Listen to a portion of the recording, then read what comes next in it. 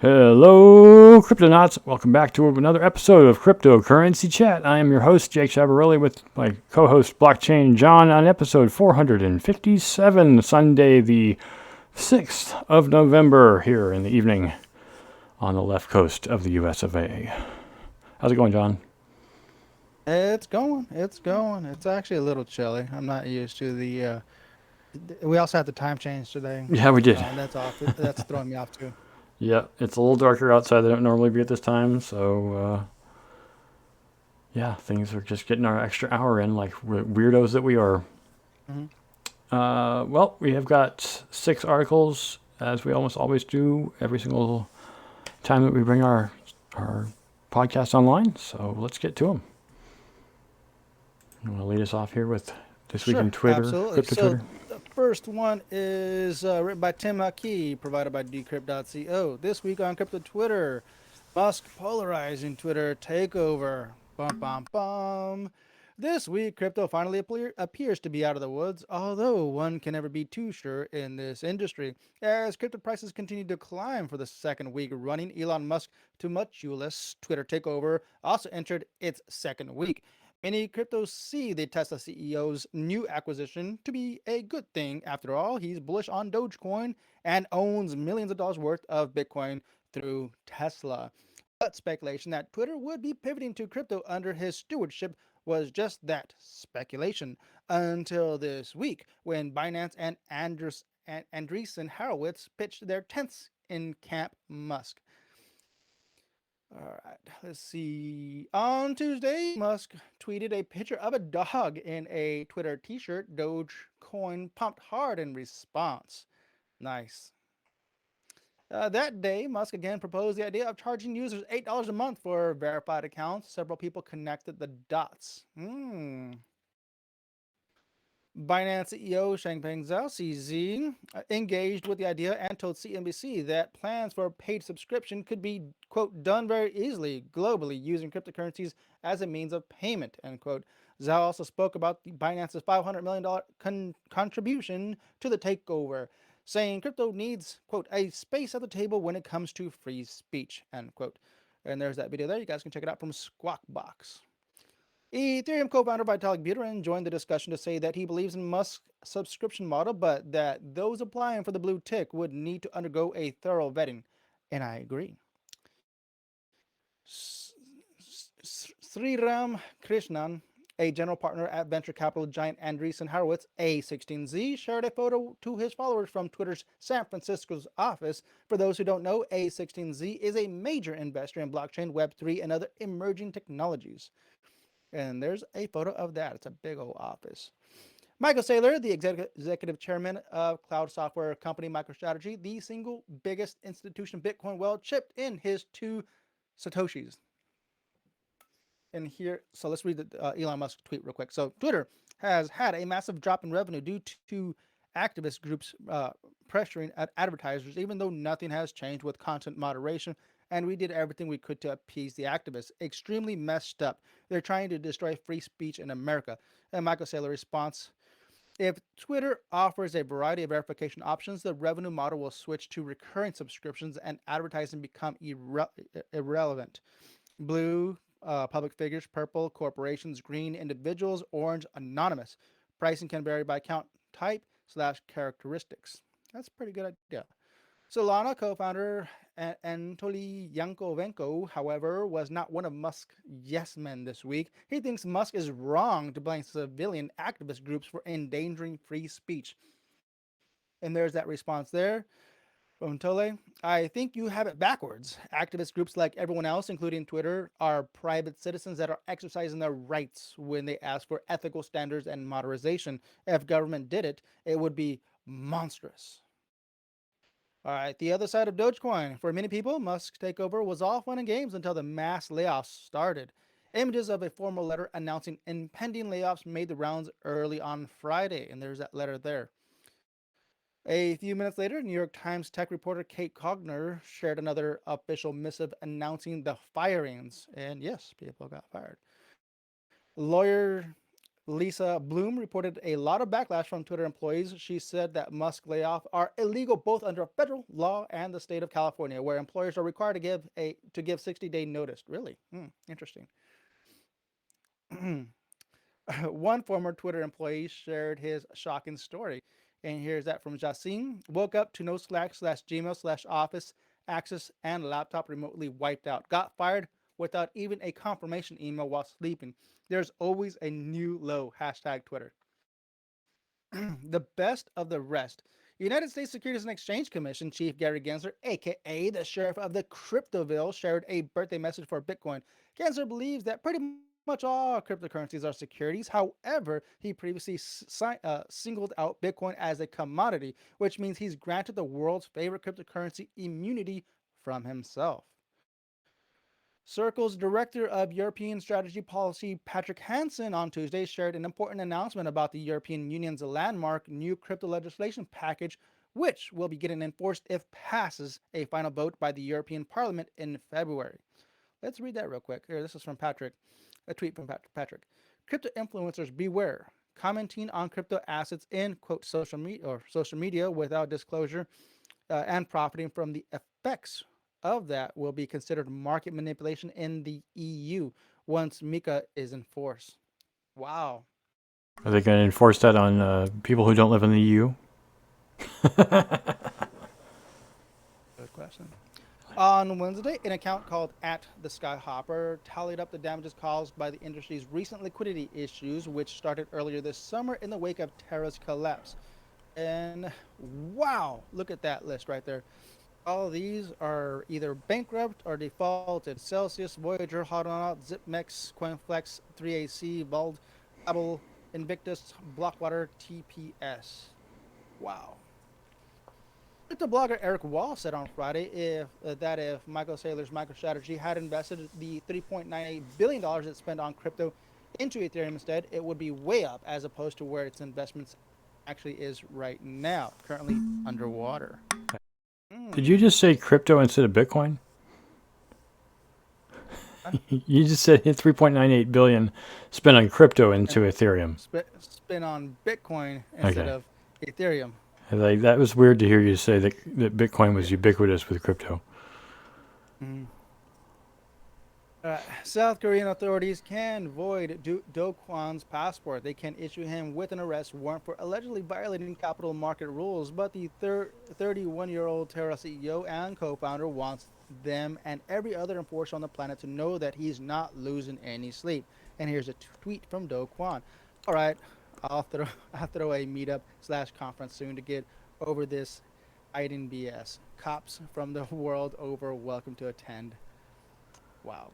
Finally, Facebook's metaverse pivot is going really well. And here's a tweet from Unusual Wells. Facebook's parent company, Meta, is now the worst performer in the S&P 500 this year. Hopefully it gets kicked out of the S&P 500. That'd be interesting, wouldn't it? Yeah. And that is the end of the crypto news of the week. It's the beginning of the end of Facebook. Continuing on, this week in coins, Dogecoin outpaces Bitcoin and Ethereum amid Musk's Twitter takeover. Of course, there's more Musk news and more Doge news, but we're all here for the Doge.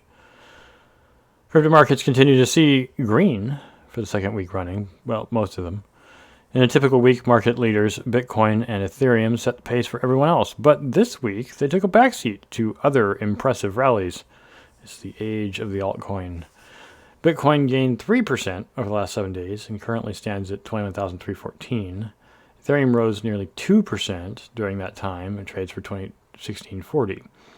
Both could have made more headway, but the U.S. Federal Reserve's announcement on Wednesday of yet another 0.75% interest rate hike for the fourth this year quickly scuppered their trajectory.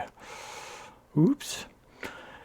Interest rates hikes are typically, but not always, met with bearish sentiment among investors who go for riskier assets like crypto and equities. The reason being that higher rates make it harder for people to borrow money, so broadly speaking, they hold on to their wealth and forego the chancier investments. On Friday, the two market leaders recovered a little following the release of a Labor Department report showing the U.S. job growth was up. Several top 30 currencies positively mooned this week. Binance Coin, BNB, shot up 18.5%. Litecoin, 25%. Chainlink, 20%. And Algorand, 24%. Uniswap and Cosmos both added about 10% to their price. Top meme coin Doge mooned 22% over 7 days and topped 12 cents. Yes, a far cry from its high of 73 cents May 2021. Like last week, everyone's favorite meme coin is still responding positively to the news of Twitter's new executive manager. And the most impressive rally among the top 30 coins was Poly, which went up 28% over the last week in the wake of Reddit's booming Polygon NFTs and an announcement on Wednesday by Meta that Instagram would integrate Polygon for its upcoming NFT minting feature. It's been a week since Elon Musk took over Twitter, and the news since has offered strong hints that the world's biggest microblogging that sounds so funny. Biggest microblogging platform may pivot towards Web3 and crypto sooner than we think.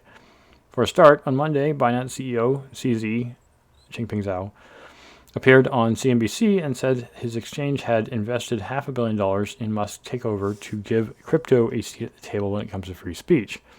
CZ also elaborated on potential crypto use cases on Twitter, saying that Musk's tentative plans to charge subscription fees for verified accounts could be done very easily globally and using cryptocurrencies as a means of payment. Binance last week announced it's creating an internal blockchain team, to assist. It's explicitly to assess the Tesla CEO and his crackdown on bot accounts. The previous day, Serum Christian, a general partner, as we said before earlier in the previous article, at A16Z, shared a photo with his followers. Twitter's San Francisco office tweeted, he's helping out Elon Musk with Twitter temporarily with some other great people. The steady mainstream adoption, I skipped a paragraph there, of crypto continued this week. On Monday, the industry cheered two important announcements. Hong Kong's Securities and Futures Commission says it is now ready to conduct a public consultation on how to give retail investors access to crypto. Although crypto exchanges are allowed to operate in the special administrative region, onboarding is restricted to investors with at least a $1 million portfolio, basically the same kind of rules that the United States has. The regulator said it is open to reviewing property rights for tokenized assets and the legality of smart contracts at some point, and it is exploring a number of pilot projects to test the potential benefits of using crypto. Potential projects include issuing an NFT for Hong Kong FinTech Week 2022, and possibly even a pilot of Hong Kong's own central bank digital currency. They get samples? Oh my gosh.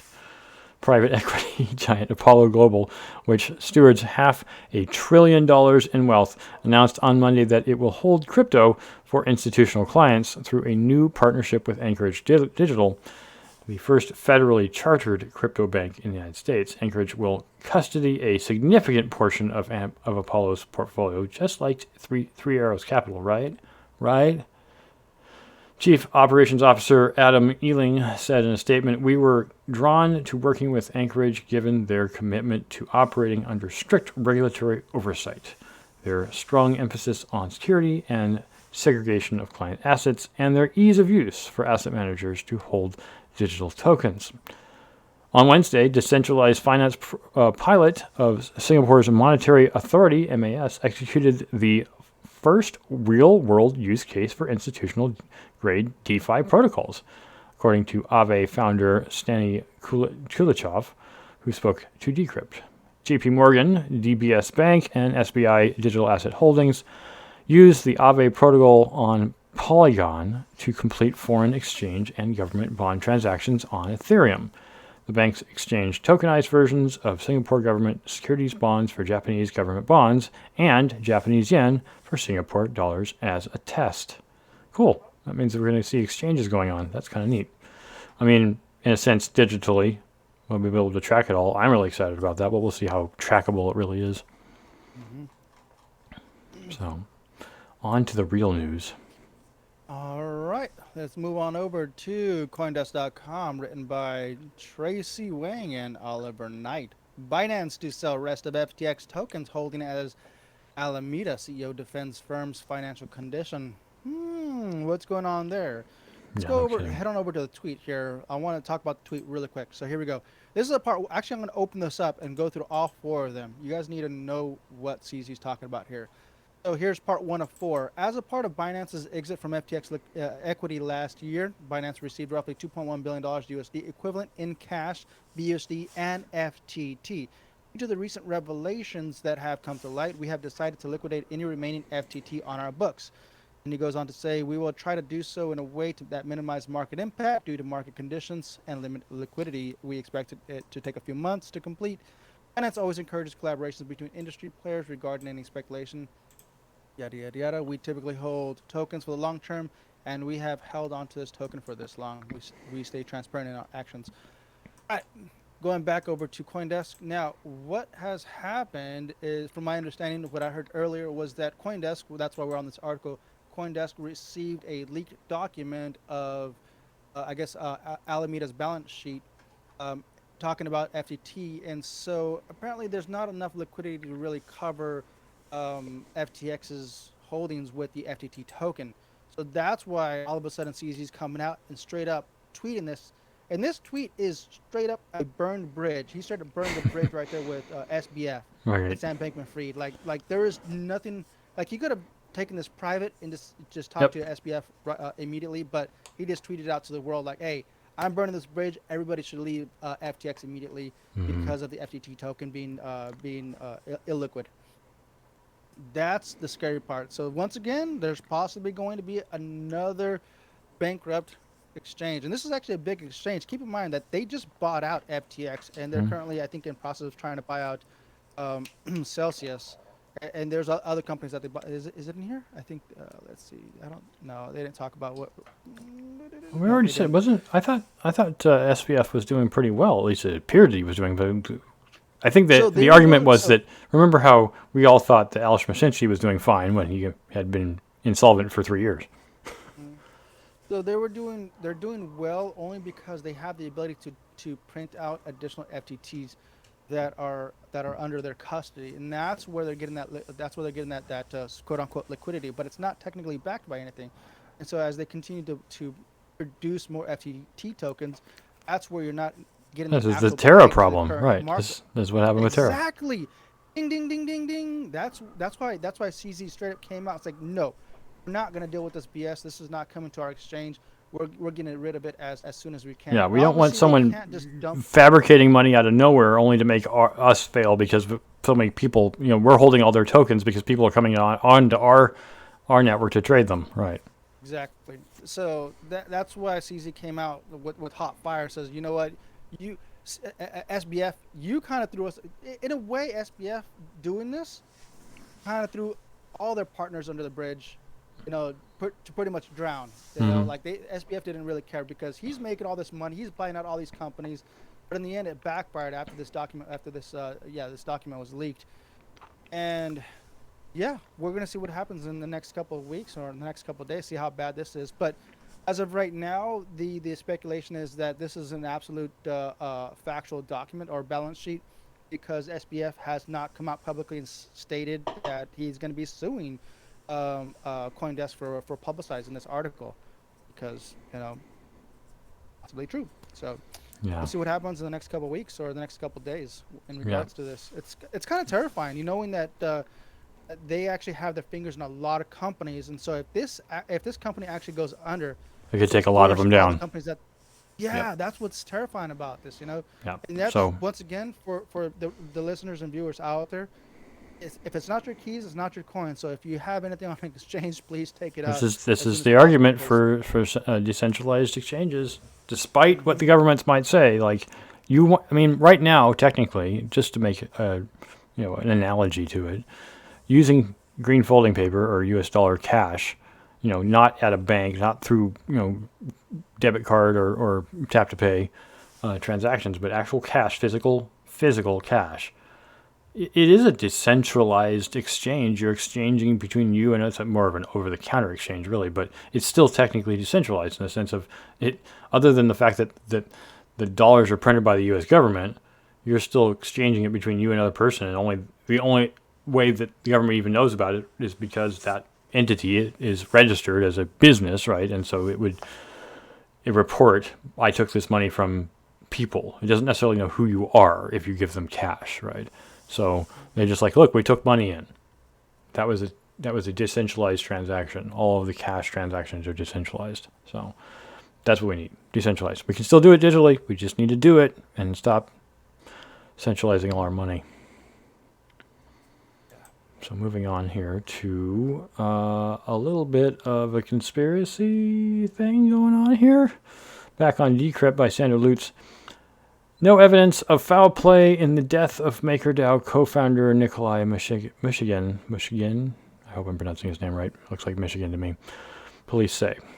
So, a cause of death awaits an autopsy, but the police, at least for now, are saying that it looks like a suicide. But the reason it seems like a conspiracy is because of what Michigan tweeted before he died, which is kind of weird. Obviously, let me go from the standpoint of a person who's going to commit suicide will often leave a note. But the note is not usually someone's trying to kill me. And so I'm going to kill myself before they can kill me. Most people aren't going to do that, especially not a person with such a bright background and future as Nikolai has. I mean, he's been heavily involved in DeFi, and I mean, he's fairly young, or was, 29 years old. And it just feels weird at this point, because it's like he didn't seem to be, we don't know everything. Obviously, someone's going to do the research and figure out what he was possibly into. But his comment about, where is it here? Hours before his death, the developer tweeted that mysterious forces, including Mossad and the CIA and a pedophile ring, were planning to kill him. The tweet, of course, fueled conspiracy theories. And then there's this his exact tweet here, which had 15,000 likes on it. They're going to frame me with a laptop planted by my ex-girlfriend who was a spy. They will torture me to death. And of course, unless it was psychological torture, and nobody's showed how he was tortured, but they appear to show that he just drowned, and it doesn't look like there's any physical foul play on his body from the body that they found that they identified as him. So it's like, okay, well then how did they torture you to death? I mean, I guess waterboarding could be one way of doing it, but then, an autopsy will show if that actually happened. Yeah, it's peculiar, to say the least. And it's like, what did he get into? What was it? Were they trying to frame him for something? Was he doing something that the U.S. government didn't like? Is this another, Edward Snowden situation where he didn't flee fast enough? And that's why he died instead of making it to Moscow or whatever. So this article doesn't really give us the answers. It just says, by the way, this happened. It does at least make note that he was dissatisfied with the project in 2018, straying from initial ideals of decentralization and opposed to government and traditional capital. But I mean, that was the whole point of DeFi. I don't think that's wrong. If DeFi was bad, it already exists. There's no point in killing the creator, right? Killing him isn't going to make it go away. So I don't think Maker has anything to do with this. MakerDAO. No, I'm talking about DeFi. I'm not talking about MakerDAO. Okay. What do you think about the stablecoin that he was trying to work on, the Rico coin? I guess, a technically stablecoin, right? Yeah. I don't really have an opinion about the coin itself. Do you think that's what might have been the issue? Why they were trying to? Well, they seem to think that it would threaten the dominance of the central banking system, right?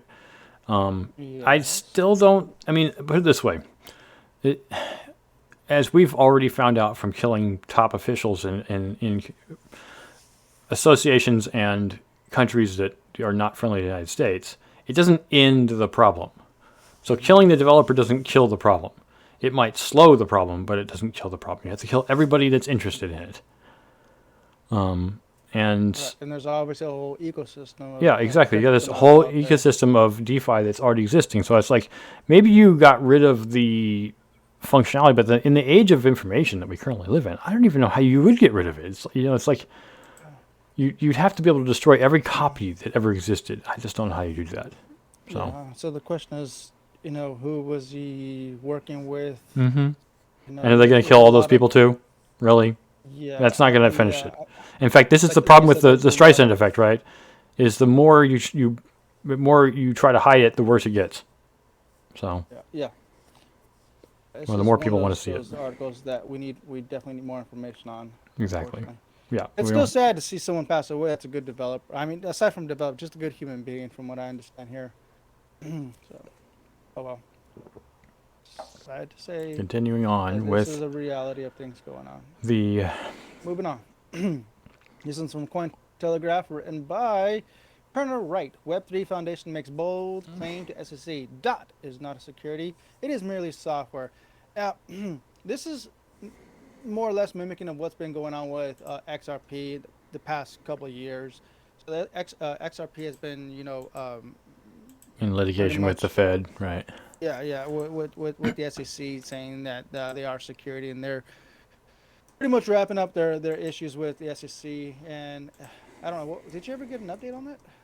I don't know Okay, if there was an so update on that yet. uh, I mean, as far as outside of what's being said here, I think the big, I don't know if it's takeaway, but the thing that I was arguing with explicitly was whether or not the founders are trying to get out of or avoid being charged for not having filed as a security, or if they're arguing legitimately for these tokens that are not securities. Now, I'm pretty clear that they're saying it's software, not security, but are they just saying it's software to just be deliberately vague? Or are they saying it's software just because it's not a thing in which to invest in order to make money?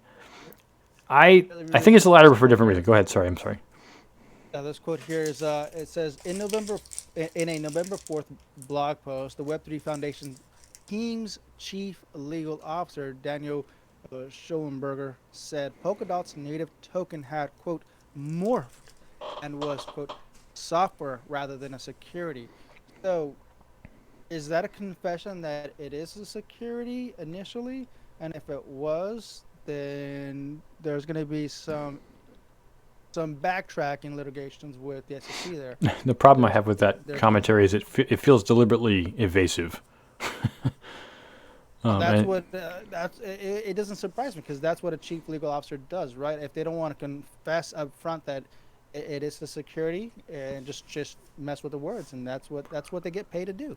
I guess, but what I'm trying to get at is like the core purpose is like I said before, is the core purpose of their argument to avoid being charged by the SEC just because they don't want to have to spend more money or be criminally liable, or is it because, as I truly believe, Dot, like Ripple, like so many other chains out there, isn't the sole purpose of this wasn't just to make money. Yes, it is a thing you can do with it. You can do with it almost anything with any company, right? But the chains themselves need to be reclassified, not explicitly as a security. Yes, they happen to look like securities, but they're not explicitly securities. They are security-ish, or they look like securities. Just because somebody invests in something that they expect the value of which to improve over time doesn't mean it's a security. I think somebody did that with Pokemon. Oh, it was with I was Beanie gonna say Babies. Pokemon. They said about Beanie Babies. They said if Beanie Babies, and people did invest in Beanie Babies. Some people bought lots of them, expecting their value to go up in the future. But Beanie Babies were never a security, and they were never even argued to be a security. So that's the same argument they're saying here. Dot, like Ripple, like Ethereum, like Beanie Babies, are not securities. Because just because a person can invest in something expecting the value to go up doesn't mean it's a security. Which I Yeah. realize is a rather circular and vague argument, but That no, but that no, you're absolutely right. It's like those people going out to McDonald's drive-through and getting Happy Meals because they're trying to get the limited edition Yeah, toys that are yeah. out there. It's like, dude, that's not. Yeah, that can technically be considered a security, right? If we're going by It's that strict definition, yes, and that's right. what So they're that's trying to say what is that is these things need to be classified as something other than the traditional. If they're going to be called securities, they need to be something other than explicitly securities. They need to be something security like if they are a security, which we need to argue in court about what they actually are, and identify that, because the idea of blockchain itself happens to have value, tradable value, yes. So do Beanie Babies, but that's not its purpose. Now, if people use it that way, and people, let's say, stupidly and speculatively, that people started using Beanie Babies as securities, my God, it would be insane. But let's say they started doing it that way. Would the SEC then, sue the company that created them, saying, "Hey, you didn't register security"? No, that's ludicrous. It's stupid. this comes back to what I said last week on one of the episodes last week, is that there's not enough. There's a lot of companies out there that are trying to start their company on Web3, blockchain, and in the metaverse, in the digital age, right? Mm-hmm. There's not enough legality or policies or laws that really support their work on these platforms, and thus why they revert back to the traditional laws and convert and kind of roll back their project to a centralized project. Right. And that's where people kind of like get that hiccup where they're trying to be decentralized, but then there's not enough laws and policies in place to actually allow them to do that, and they're kind of forced to go back and be a centralized entity, Right. which sucks. Right. I mean, but start where you can, and then hopefully make progress into something new. But it is kind of like I would even use our own company as an example. We were trying in the very, very beginning when we were setting up our website to make it completely Web3. The problem with that early version of it was we get no traction. Yeah, we're Web3, but no one's using it, and it's not being distributed equally, and no one can get access to it. So we have to kind of go Web 2 temporarily until we can get Web 3 working the way we want it to be working. Mm-hmm. So hopefully soon. Let's go to the last article here about Web 3. Oops, I have the wrong article open. It's the Circle article, right? Pull this up here. Circle. Yeah, Circle starts investing in Blackrock developed reserved fund. I didn't really get a chance to read this. So here's a quote. So today, through our partnership with BlackRock, this is from BlackRock. We have begun investing in Circle Reserves Fund to manage a portion of the USDC reserves. The Circle Reserve Fund is a registered Rule 2A-7 government money market funded by BlackRock Advisors LLC, and its portfolio consists of cash and short-dated U.S. Treasuries. So, if you guys don't know yet, for the cryptonauts out there, BlackRock is a big player in the crypto space. They own a lot, and obviously with this partnership with Circle, back in USDC even further, just makes it more interesting, considering that the situation with USDC on Binance, because obviously Binance is the largest crypto exchange in the world right now. What they ended up doing recently was like 3 weeks ago, they started not delisting, they started to convert USDC to BUSD if you were on there utilizing the platform. Of course, you could still buy USDC on Binance, but there was a situation that they had to convert USDC to BUSD. So it was making BUSD a lot stronger, which makes already the world's strongest crypto exchange out there even more powerful. Now, obviously, that leaves USDC a little exposed, knowing that they just lost liquidity there. Well, guess who's coming to be the savior? BlackRock, of course. BlackRock owns a lot of crypto, and here we are. Now, this is the situation we have going on now with BlackRock entering a broader strategic partnership with Circle, lending $400 million this past April. So yeah, it's terrifying to know that there's a what's the word where bigger companies are starting to own smaller companies and kind of absorbing them in Yeah, bigger conglomerates. becomes more like a conglomerate, but more like a monopoly, if anything. Yeah, that's what's terrifying, because that's not how crypto should be. Crypto should be decentralized, but unfortunately, when you have something like BlackRock, which is just dominating the entire world, no joke, that's what's terrifying when you've seen BlackRock just swiping up everything out here. That's just wow, wow. So what's for the future? I don't know. I mean, Well, it's one of those obviously, things that people will go on stay away continuing to do what from. they were doing before, but we have to. I don't know. Some people like the comfort of monopolies and being told what to do. Not everyone does. So some people Yeah, just I like guess no, being. I guess you're Yeah. right. Simplicity is always Yep. for It's the Occam's masses. razor, right? Simplicity. Whatever is the Mhm. easiest answer probably is the right answer. I don't know if I'm quoting Yeah, that but right. that's not necessarily true, especially in the crypto space, because obviously the whole idea behind Satoshi's idea is that you want to be financially independent. You want to have the ownership. That's what happened with 2008. Obviously, all the money, all the investments were with the banks, and we're kind of reverting back to that. You know, it's sad that we detach from that, but now we're just reverting back to that situation. We're repeating history again. It's just it's mind blowing. Yep. And on top of that, all our investments are the majority of investments are on exchanges. And guess what? Plop, these exchanges go belly up. And like for example, we invested into Celsius and they belly flop. I mean that's it, dude. It's Well, but that's because they were lying to us. So it was. I wouldn't. yeah, but I wouldn't say I was completely in the wrong. It was a very convincing Ponzi scheme. So, and that those aren't very common. I mean, the last big one we had was Bernie Madoff, and his lasted 7 years, which is exceptionally long time for a Ponzi scheme. mm, Ponzi schemes usually last anywhere between like a month and maybe a little over a year. It just depends on how big they are. And the reason that Bernie Madoff's lasted so long is because his was gargantuan. Same thing goes with Celsius. When you have billions of dollars on the line, you're going to last a little bit longer because you're dealing with a lot more money. But eventually you get to the point where you're like, well, we either go to $1 trillion, which isn't impossible but is unlikely, or we fold. So, here's the last little paragraph. The last paragraph at the bottom here. I just want to read this real quick. The development comes just days after Circle scored in principal approval as the major payments institution license holder from the Monetary Authority of Singapore.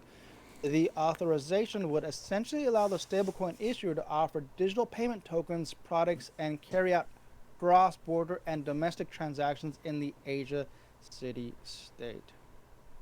Interesting. So, yeah, USDC is actually going to be integrating different chains like Polkadot, Optimistic, Near, Arbitrum, Cosmos. That's already been in the work, and actually they have more coming out in the next couple of years. There's already a huge not timeline, a huge is it called timeline? What a roadmap. There's a roadmap, huge yeah. roadmap where they're going to be integrating USDC. So what they're trying to do is trying to distribute USDC on many chains as possible to Bolster its have value or shore yeah, up its exactly. value. There you Yeah. go. Mm, bingo. Yep. So Make it. that's actually a good play if you ask me. Anybody that has a stable coin doing that is probably the smartest thing to do it. So right now it's just five, but they are actually working with I think like 20 plus different platforms out there in the next couple of years. I think like every quarter they're going to be integrating like two to three to five different platforms. So yeah, like literally next year you're going to see USDC on like 20 to 30 different platforms. Crazy, crazy. Yep. Much more common. Anyways, that's all we've got. I don't think we have any other off-channel notifications for this show. But if you would, please check out our coin tree as we showed at the beginning of the show. We got a couple places you can donate. We'd appreciate it. And if you want to check out all of our social media, it's at the bottom of the coin tree. Very convenient to get to everything. And also the t-shirt shop. We've got 3 shirts on hand right now. We're going to be changing this site to a different location shortly. So get them while you can, but the shirts will still be available even once we move. And with that, we'll end our show. Thanks for all for listening and or watching. If you'd like to give us a thumbs up, we'd appreciate it. Stack sats and hodl. And huddle. Adios.